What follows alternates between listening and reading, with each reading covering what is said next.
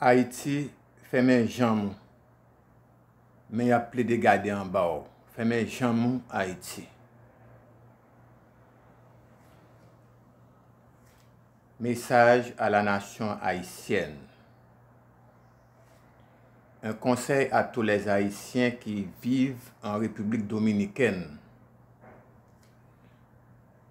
N'oublie pas, en 1937, le président dictateur dominicain Rafael Trujillo a fait un génocide sur 40 000 Haïtiens.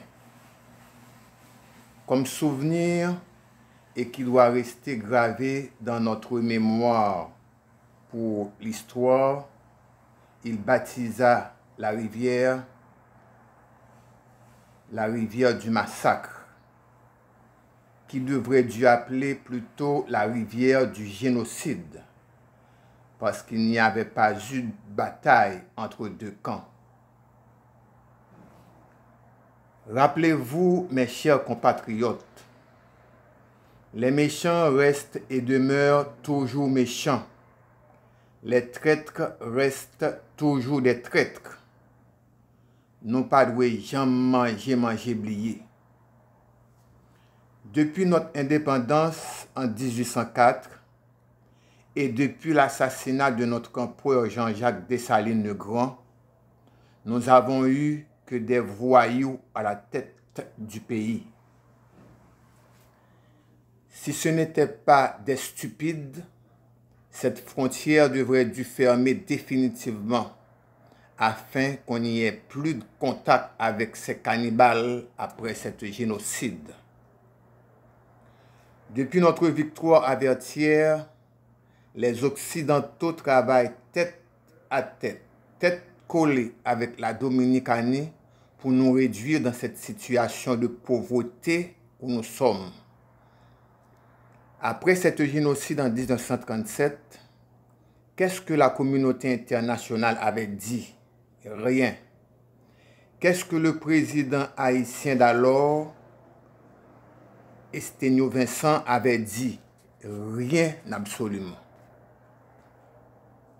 Et depuis, c'est le sang des Haïtiens qui coule sur le territoire dominicain.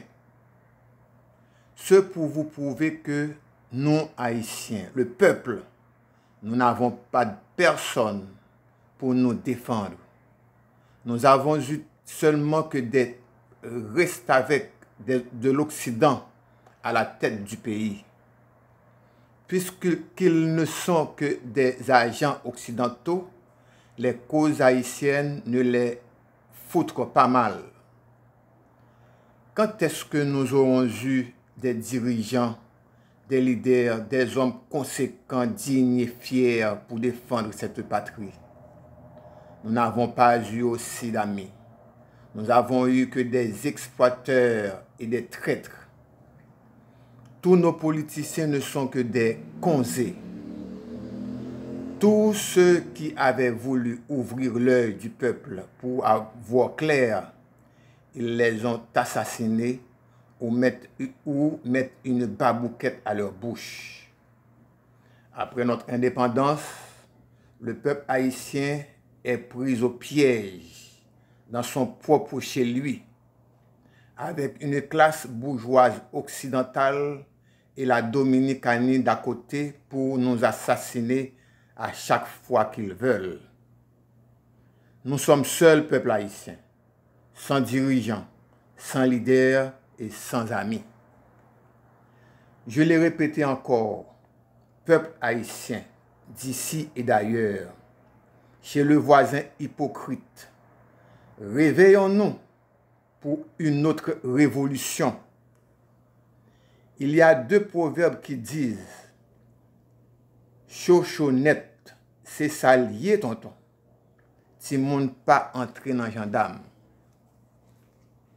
La bataille ne fait que commencer. Avec l'affaire du canal de la rivière Massacre à Wanamet, c'est un sujet d'histoire et d'examen d'État.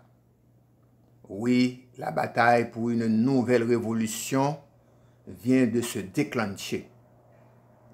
Vous, Haïtiens, vivant chez eux. Gare à vous. Si vous voulez entrer chez vous, entrez chez vous. Nous n'avons pas de politiciens chez nous.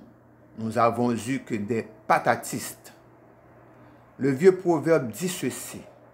Si vous pas gagné, ou pas jouer poker. Nous n'avons pas eu de dirigeants. Nous avons eu plutôt que des colonnes vertébrales courbées et des cerveaux cassés. Surveillez-vous ceux qui vivent de l'autre côté de la frontière. Ils ont voulu de refaire encore l'histoire du génocide sur vous, sous une autre forme. Si vous voulez rester chez eux, arrangez-vous pour ce gros combat. À tous ceux du côté de la frontière haïtienne, plus principalement du Wanamet, c'est bien vous qui ont commencé cette nouvelle révolution. Surveillez-vous et réveillez-vous. J'ai entendu des soupçons qu'ils peuvent vous empoisonner dans la nourriture et dans l'eau de cette rivière. Attention, compatriotes. Par ramasser bagayate maintenant bouche nous. Est-ce que nous entendez? Pas manger dans mes dominicains. Réveillez-vous et n'ayez pas peur. C'est nous, des spécialistes en empoisonnement. Nos hommes mystiques du pays et d'ailleurs, c'est le moment tant attendu pour libérer cette nation qui a tant souffert. Mettez-vous corps et âme dans la bataille pour libérer Haïti. Organisez-vous d'une façon ou d'une autre pour que les Dominicains de vider les lieux sur le territoire dominicain pour retourner chez eux en Espagne. Oui, nos hommes mystiques. Vous pouvez expédier des mauvais esprits pour aller ennuyer ces Dominicains-là chez eux afin de laisser le territoire. Oui, la bataille est longue.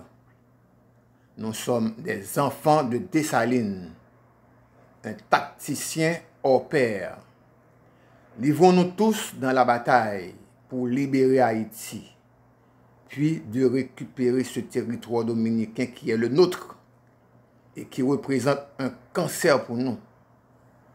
Faisons de cette bataille une bataille décisive pour récupérer l'autre île.